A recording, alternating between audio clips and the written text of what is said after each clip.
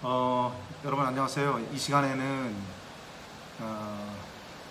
구약 성경에 있는 그 애굽과 광야와 가나안에 대해서 한번 생각해보는 그런 시간을 갖도록 하겠습니다. 이스라엘 백성들이 그 430년 동안 있었던 곳이 바로 애굽이었습니다. 근데 이스라엘 백성들이 그 애굽에 있을 때 애굽의 종노릇을 하고 있었습니다. 누구의 종노릇을 하고 있었냐면 그것은 바로 바로의 종노릇을 하고 있었습니다. 그리고 그곳에서 이스라엘 백성들은 많은 그런 고생을 하고 있었습니다. 근데 우리가 그 애굽과 광야와 그 가나안을 보면서 우리가 생각해 보아야 될 그런 부분들이 뭐냐면 그것의 그 영적인 그런 의미는 무엇일까? 그러니까 그 모습들은 하나님께서 저와 여러분들에게 왜 보여주셨을까? 그런 부분들을 생각을 해야 됩니다. 그런데 그 고린도전서 그 10장 말씀에 보게 되면 그 이스라엘 백성들의 그 삶이 바로 우리에게 거울이 되었다고 이렇게 말씀을 해 주셨던 것입니다. 그러니까 성경 말씀을 저와 여러분들에게 주시는 그 이유가 뭐냐면 하나님께서는 그들의 삶을 통해서 저와 여러분들이 깨닫기를 원하시는 것입니다. 그래서 구약의 그 말씀 자체가 율법과 선지자로 되어 있기 때문에 율법은 그렇습니다. 율법이라고 하는 것은 죄를 깨달음이라고 그랬습니다. 그러니까 성경을 통해서 저와 여러분들이 그 이스라엘의 그 삶이 잘된 부분과 잘한 부분과 잘못한 부분들, 이런 부분들을 하나님의 말씀에 순종했던 부분들, 불순종했던 부분들, 그러한 부분들을 거울로 보고 깨달으라고 하나님께서 그렇게 보여주신 것입니다. 근데 이스라엘 백성들이 그 애굽에 있을 때 그 모습 자체가 어떠한 모습이냐면 그것은 아직도 그 예수를 알지 못하는 그런 사람들을 가리키고 있는 것입니다. 오늘날로 말하면은 거듭나지 못한 상황들, 이게 고린도 그 전서 10장 1절부터 쭉 보면 이렇게 나오게 되는데 그 이스라엘 백성들이 그 애굽에 있으면서 이제 홍해를 건너오게 됩니다. 그 모습 자체가 그 세례의 그 침례의 그러한 의미를 가지고 있다고 이렇게 말씀을 해 주신 것입니다.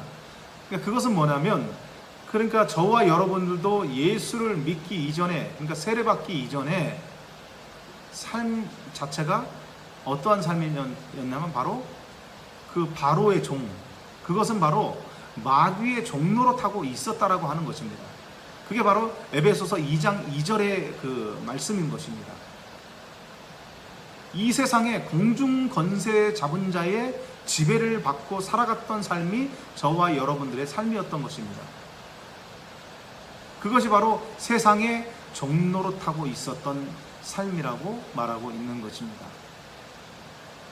그 애굽에 있을 때 그들은 육체적으로 굉장히 힘들어 했었습니다. 저와 여러분들도 마찬가지입니다. 우리가 그 애굽에 있을 때 그 마귀의 종노릇하고 있을 때는 하나님을 전혀 우리가 구하지 않았습니다. 하나님을 알지도 못했었습니다.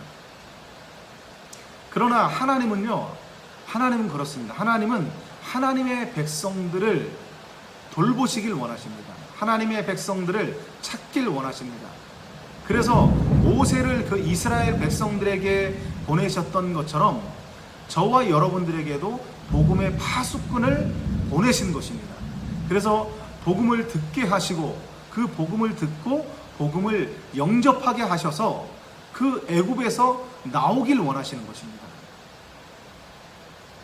그러니까 이러한 과정들이 저와 여러분들의 전도를 통해서 지금도 예수를 믿지 않는 자들에게 다가가서 그들에게 복음을 증거할 때 그들이 예수님을 영접하고 이제 하나님의 사람으로 바꿔지게 된다면 그 사람은 더 이상 애굽의 마귀의 종노릇하고 있는 사람들이 아닙니다. 이 사람들이 그래서 결국은 어디에 나왔습니까? 광야로 나오게 된 것입니다. 그러니까 애굽에서 광야로 나오는 이 과정이 바로 영적으로 보면은 거듭남이라고 볼 수가 있는 것입니다. 우리도 그렇습니다. 예수를 믿고 성령을 받고 새롭게 거듭남의 체험을 하게 됩니다. 근데 거듭남의 체험을 했다고 해서 우리의 신앙이 굉장히 성숙한 그러한 신앙이 된 것은 아닙니다. 단순히 그냥 하나님을 체험했을 뿐입니다. 이스라엘 백성들도 애굽에서 이 광야로 나왔을 때 광야의 그 여정 가운데 그들의 삶이 어떻습니까? 조금만 그 어려운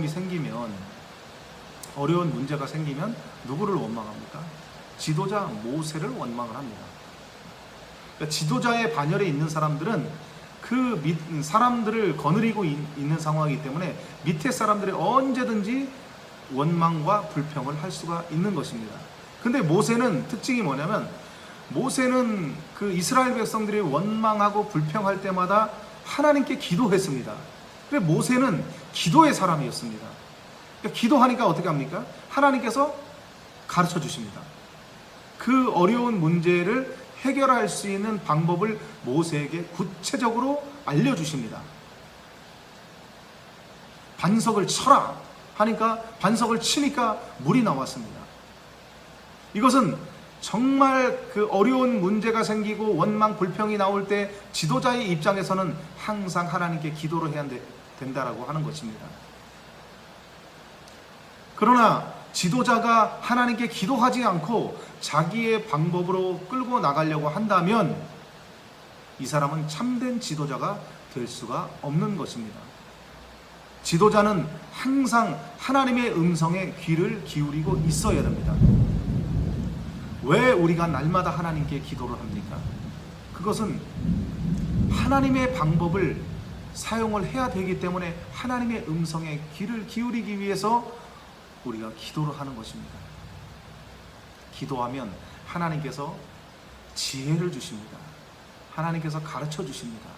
어떠한 어려움이 있다 할지라도 하나님께 기도한다고 한다면 하나님은 지혜를 주셔서 그 지혜로 인해서 모든 어려운 문제를 해결하길 원하는 것입니다. 근데 이스라엘 백성들에게 하나님께서 약속하신 것이 무엇이냐면 가나안 땅을 약속하셨습니다. 하나님은 저와 여러분들에게도 가나안 땅을 약속하셨습니다. 그것은 뭐냐? 젖과 꿀이 흐르는 땅을 말하고 있는 것입니다.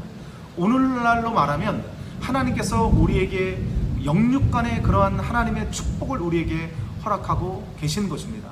예수 그리스도께서 십자가에 못 박혀 죽으심을 통해서 죄와 저주와 모든 가난과 질병을 이겨나갈 수 있는 그러한 능력을 저와 여러분들에게 주신 것입니다. 이런 것을 우리에게 예비하고 계신 것입니다. 그러나 이 모든 것들을 우리가 취하려고 하지 않는다고 한다면 이것은 절대로 얻을 수가 없습니다. 근데 이스라엘 백성들은 가나안 땅에 들어가지 못했던 근본적인 이유가 뭐였었냐면 그것은 바로 원망 불평이었습니다. 부정적인 입술이었습니다. 하나님을 온전히 신뢰하지 못하는 데서 그들은 가나안 땅에 들어가지 못했던 것입니다.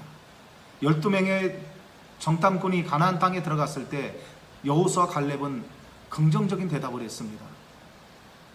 그들을 우리에게 붙여주셨다. 그리고 그곳은 정말 하나님이 말씀하신 대로 젖과 꿀이 흐르는 땅이다 라고 긍정적인 평가를 했습니다. 그러나 나머지 그 10명은 부정적인 평가를 했습니다.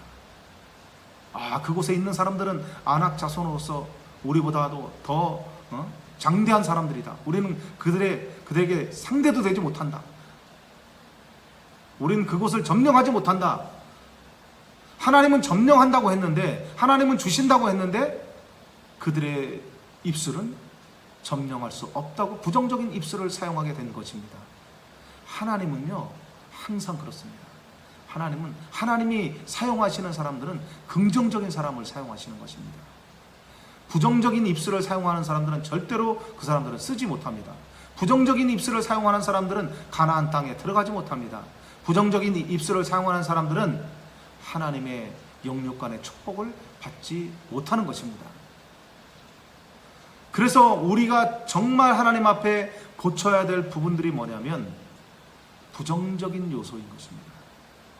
하나님을 절대적으로 신뢰하지 못하고 우리가 지금까지 부정적으로 살아갔던 삶 자체를 우리가 회개하고, 그리고 우리의 입술로 하나님이 약속하신 것을, 그렇습니다, 하나님께서 우리에게 약속하셨습니다, 그것을 내가 믿음으로 기도로 쟁취하겠습니다라고 우리의 입술로 선포하십시오.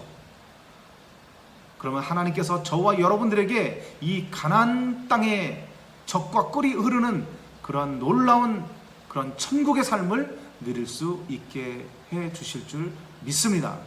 그러므로 오늘도 그 가나안 땅을 향하여 이 땅에서의 하나님께서 우리에게 예비하신 그 축복과 또한 영원히 우리에게 예비하신 그 내세의 그 천국의 삶, 또한 이 땅에서의 그 천국의 삶을 누리며 하나님의 자녀로서 더욱더 풍성하게 누리며 살아가는 저와 여러분들이 되시길 주의 이름으로 축원합니다.